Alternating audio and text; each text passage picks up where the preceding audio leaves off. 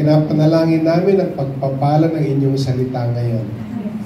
Dalangin namin ang kaliwanagan, ang tinig mo, ang conviction mo ay marinig namin sa mensaheng ito.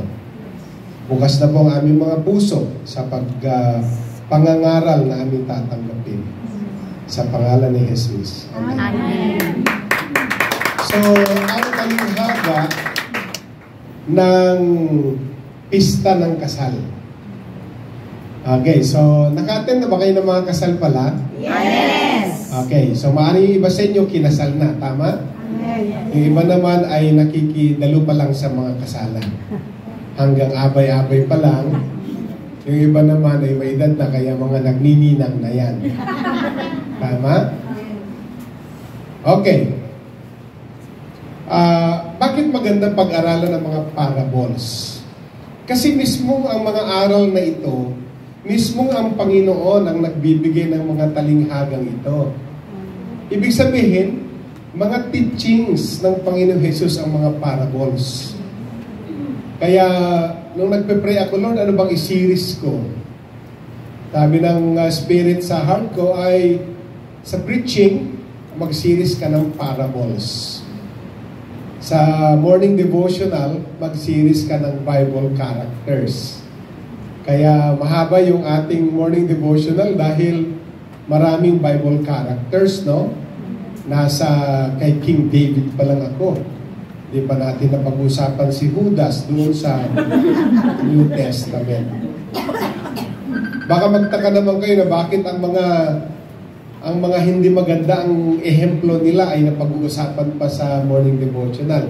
Kasi para maiwasan natin kung ano yung kanilang mga naging failures sa buhay. Amen. Nilagay na yung mga kwento na yan, yung kwento ni David na isinama doon yung kanyang adultery, yung kanyang murder para maiwasan natin.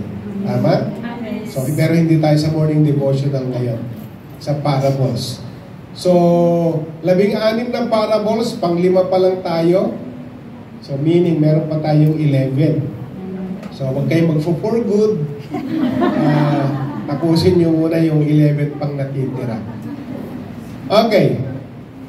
Ang parable of the wedding feast ay matatagpuan sa Matthew 22 verses 1 to 14. So, samahan niyo ako at basahin natin. Andito na po. Gusto niyo bang samahan ako? Amen. Sige. Jesus spoke to them again in parables, saying, "The kingdom of heaven is like a king who prepared a wedding banquet for his son. He sent his servants to those who had been invited to the banquet to tell them to come, but they refused to come. Then he sent some more servants and said, 'Tell those who have been invited that I have prepared my dinner. My oxen and fattened cattle have been butchered, and everything is ready. Come to the wedding banquet.' But they paid no attention and went off, one to his field, another to his business.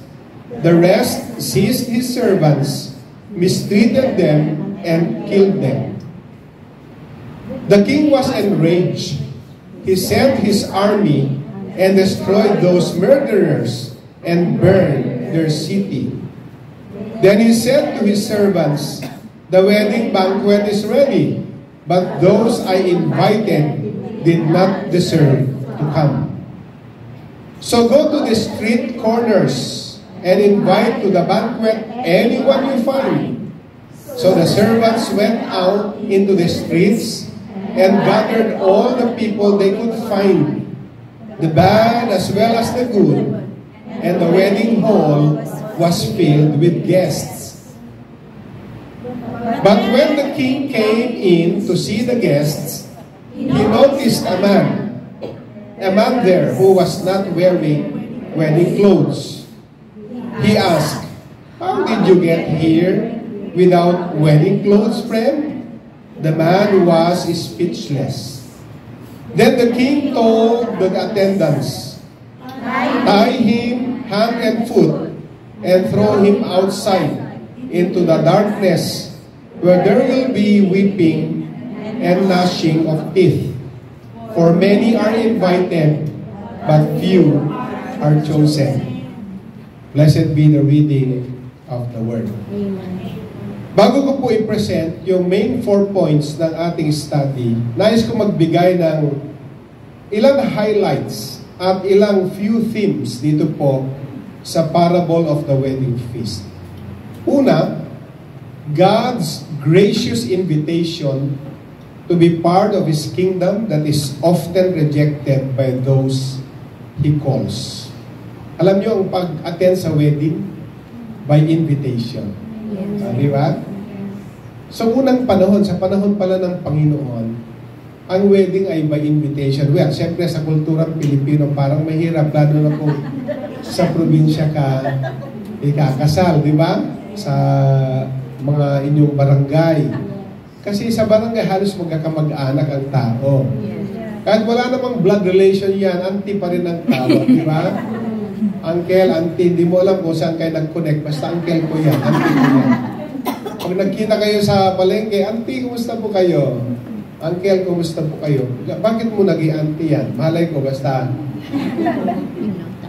kapitbahay namin yan, kaya auntie ko yan. Parang gano'n. Kahit di ka mag-invite, ay kailangan mag-prepare ng pang-isang barangay. Yes. Diba? Kasi minsan isa lang in-invite mo din, pero may kuyog yan. Yes. Alam mo yan, yung imbitado ako, kasama ka sa akin. Minsan, isa lang ang in-invite, 5 sinama. Minsan nga, isang jeep ang dumating no? Kaya yung may pakasal, natataranta. Na pati yung nangingitlog na manok, minsan kailangan katayin kasi may dumating na hindi imbitado. So sabi natin, by invitation. God's willingness to extend His invitation to all people. Amen. Kaya lang yung mga imbitado naman kasi, hindi sila interesado. Kaya ang next phase ng invitation ay tawagin mo na kahit hindi invited. Pumunta na kayo. Kasi anong nangyari? Nakatay na ang pinatabang baka. Malaki ang pinatay. Wow! Baka ang handa, hindi corned beef. Kinatay, hindi mo pwede patay ng corned beef. Isang baka ang kinatay. So, ang extension ng invitation ay including the outcasts and including the unworthy. Amen. Kasi nga, ayaw mag-respond ng mga originally in-invite. Okay? Mamaya po i-expound pa natin yan. Pangatlong phase, the need to respond to God's invitation with proper preparation and transformed heart. Sa ending ng istorya, puno na yung wedding hall, di ba? Kasi nga, ilan lamang ang nag-respond sa unang inimbitahan. Pangalawa, nung nag-invite na sila kung nasaan yung mga taong mga outcast at mga unworthy, na napuno na ang wedding hall. Pero, nung pumasok na yung king, may nakita siya na iba ang kasuotan. Di ba? Mamaya po expound natin yan. So, kailangan pag invited ka, meron ka ring preparation na gagawin. Amen. Kasal yun huwag kang pumunta naka-short. Di ba? Hindi naman beach yan. Hindi ka naman invite na mag-swimming. Pero may minsan may dumadating na hindi naka-bihis kung ano. Kaya nga sa invitation nakalagay kung anong attire. Yes. Kung anong motif. Di ba? Ang motif. Touch of, ano ba ngayon ang millennial color. Touch of brown. Di ba? So, lahat ng kasuotan na may brown. O pag sinabing formal, pag kang pumunta doon na naka-jogging pants, formal Kasi, alam niyo, kitang-kita yan Yeah. Pagbihis lahat. Tapos minsan may dumating na naka-jogging pants. Alatado agad, kita mo ano ba naman yan. Umaten ng kasal, di man lang pinaghandaan. Kaya talagang ang kasal ay yung mga imbitahin mo, padadala mo muna sila ng STD, Save the Date. Di ba? Yes. Hindi mo muna bibigyan ng formal invitation kung ano ang program. Sabihin mo muna sa kanya, pakisave mo yung araw na ito. Di ba? Kasi, at hindi bibigay 1 week before, o hindi rin bibigay yan sa araw ng kasal. Advance yan. Para yung inimbitahan, alam na niya kung anong susuotin, makakapaghanda na siya. Makakahiram na siya kung wala siyang pambili, o mag-iipon na siya kung gusto niyang bumili ng bago. Tama? Naghihanap-hanap na siya sa Pinterest kung anong style ng buhok na maganda para sa kanyang gown. Ano ang kulay ng kanyang buhok? Mahogany ba yan? O burgundy? O kung ano ba yan? Mocha? Ano ba ang ano yan? Parang puro kape yata yung mocha. Cappuccino ba? Ano ang ano yan? Diba? So, merong preparation. Pati ano ba ireregalo niya? Diba? Na parang mas excited pa siya dun sa ikakasal. Ganon, di yung kung kailan wedding na bukas saka may darating na invitation sa'yo, medyo gipit ka na para paghandaan lahat. Pero makakahabol ka pa din. Pero mahirapan ka ngang sumabay dun sa talagang hinihinging damit o ayos. Maintindihan nyo ba? Okay. So this parable, itong talinghagang pinag-uusapan natin, provides important lessons about the nature of God's kingdom and the proper way to accept His invitation to be part of it. At challenge tayo to wholeheartedly accept God's call in our lives. On our lives. So, first point natin, the kings, parang may kasama ba ako eh? Anong first point? The King's invitation. Andiyan pa pala kayo. The King's invitation. Sino bang nag-invite? King. Hindi ba napaka